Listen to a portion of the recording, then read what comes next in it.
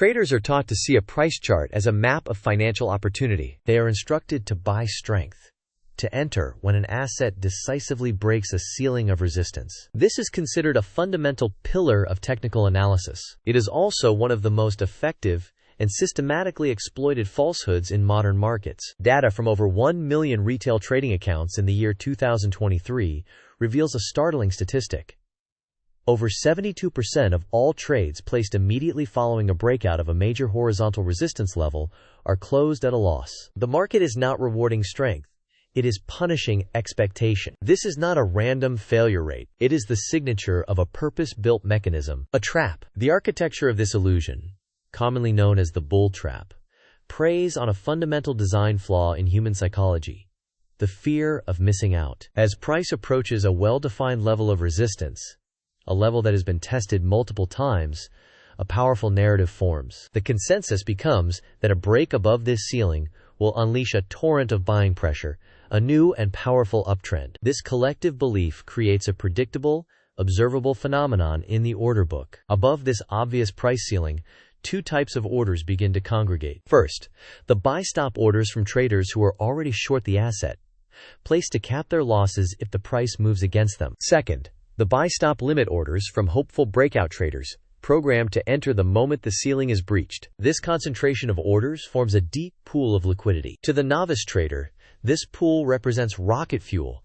the pent-up energy for an explosive move higher. To institutional algorithms, however, this pool is not fuel. It is bait. It is a calculated hunting ground, a reservoir of predictable human behavior waiting to be harvested. The process is clinical. An institution, or a consortium of large players, wishes to open a significant short position. To do so without causing the price to plummet, thus receiving poor fills on their own orders, they require a massive number of willing buyers at a specific price point. The breakout provides the perfect scenario. They don't need to find buyers.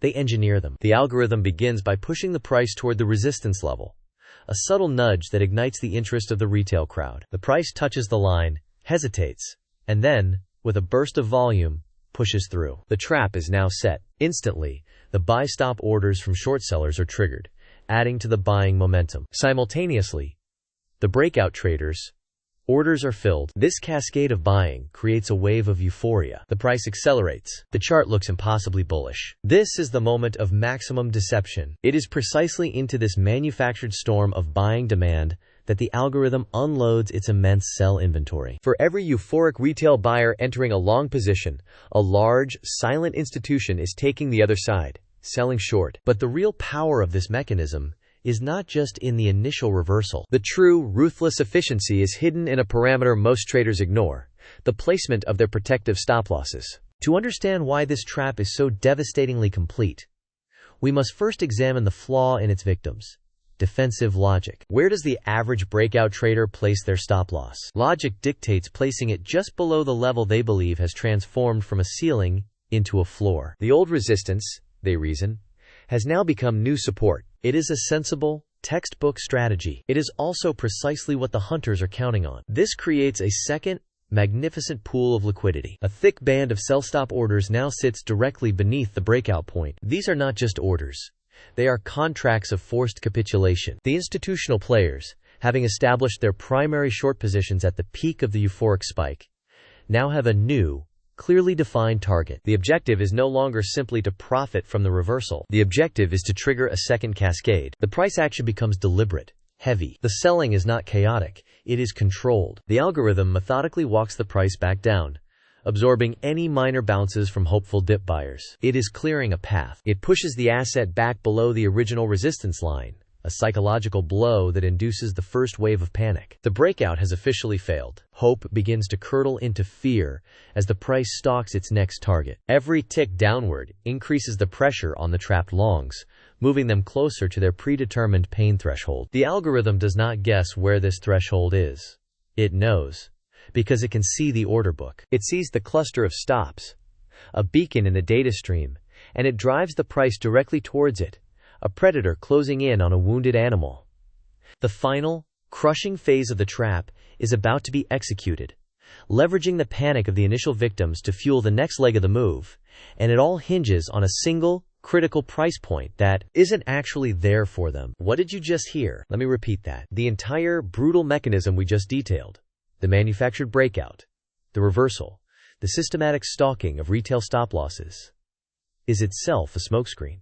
A brilliantly executed piece of misdirection designed to conceal the true nature of the hunt. Because the algorithm isn't just hunting the sheep, it's hunting the other wolves. To understand this, you have to visualize the market as a food chain. At the bottom are the predictable, emotional retail traders. But just above them, you have other predators. Smaller hedge funds, proprietary trading firms, and less sophisticated institutional algorithms. They see the same textbook setup we just described. They see the failed breakout. They see the terrified retail longs. And they see that beautiful, glowing pool of retail stop losses as an easy meal. And what do? They seek to front-run the collapse. They begin aggressively shorting the asset, adding to the selling pressure, aiming to trigger the retail stop cascade themselves, and feast on the resulting panic. In their minds, they are the smart money. They are the hunters. And this fatal assumption is the linchpin of the entire trap. The apex predator, the primary institution, knew they would be there. It counted on their hubris. The retail stop losses were never the main course. They were the chum thrown in the water to attract a bigger, more valuable prize. The retail stop-loss cascade is finally triggered. A firestorm of automated selling erupts as the trapped breakout traders are forcibly liquidated. The price nosedives. The Tier 2 fund's profit meter skyrockets. For a moment, they believe they have won. But the primary algorithm's work is not finished. In fact, its most audacious move is yet to come. It has only partially filled its desired short position from the initial breakout. It needs more buyers to sell to. But the market is now flooded with sellers. So where does it find them? It manufactures them out of its rivals' fear. The algorithm now does something that looks like pure insanity to the outside observer. It stops selling and begins to buy. With breathtaking force, it absorbs all the selling pressure and starts ramming the price straight back up. Not just to the original breakout point, but far, far beyond it. The Tier 2 fund is now in a state of pure terror. The position that was wildly profitable seconds ago is now catastrophically in the red. The market is screaming against them, an enraged beast they helped unleash but can no longer control. Their own protective stop losses, that giant hidden pool of forced buy orders, are about to be triggered. And as the price smashes into that level, a fresh torrent of buying floods the market. And who is there, waiting silently to meet every single one of those desperate, panicked buy orders? The primary algorithm. Calmly, methodically, it completes its mission. It sells the remainder of its gigantic short position,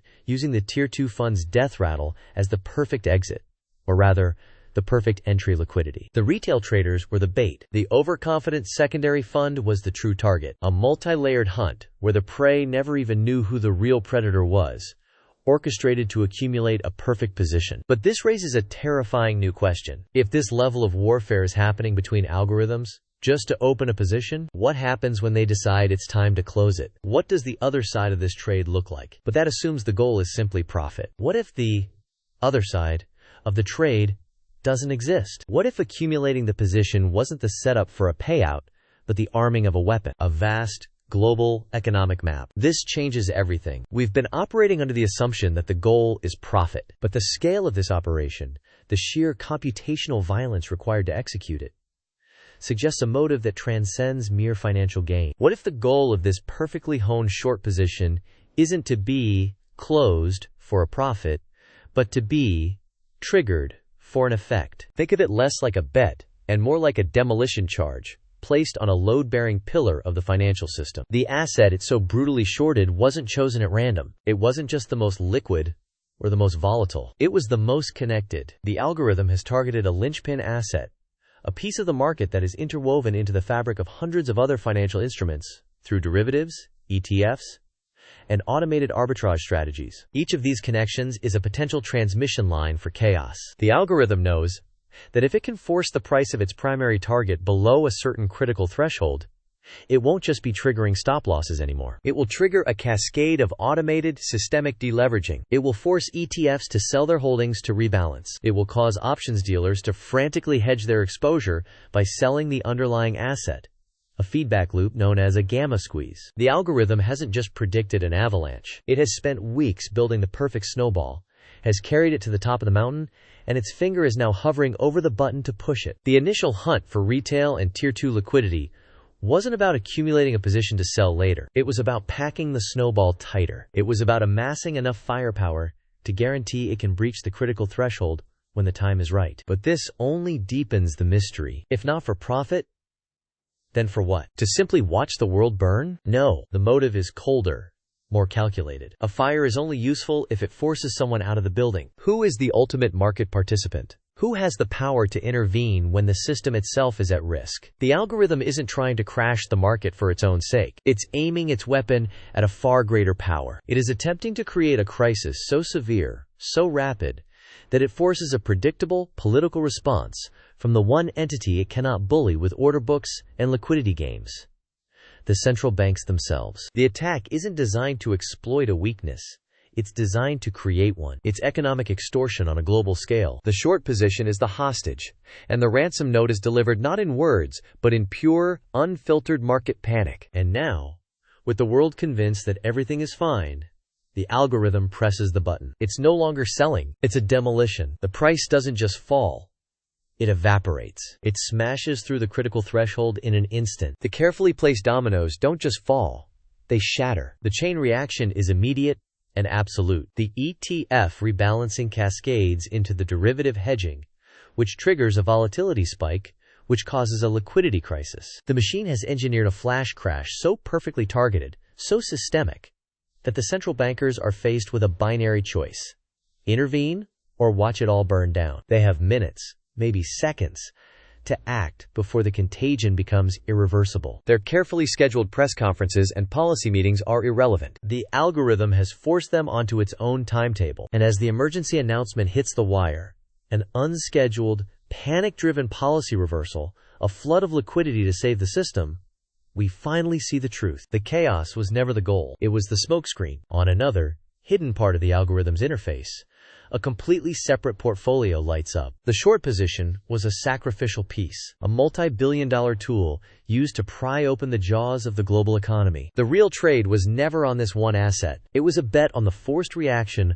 of the most powerful financial entities on Earth. The algorithm didn't predict the future. It wrote it. It held a gun to the head of the market and made the central banks pull the trigger for them. This is the new frontier, a battlefield where the weapons are not missiles and tanks, but capital and code, where conflicts are won and lost not by nations, but by faceless entities who can hold the entire global system hostage from the shadows. We are all living on their board, playing by their rules, whether we know it or not. The question is no longer how do you trade the market. The question is, how do you survive it? To understand the architecture of this power, to see the code behind the chaos, and to arm yourself with knowledge in a world where logic itself has been weaponized. Subscribe to Trade_Logic_Lab.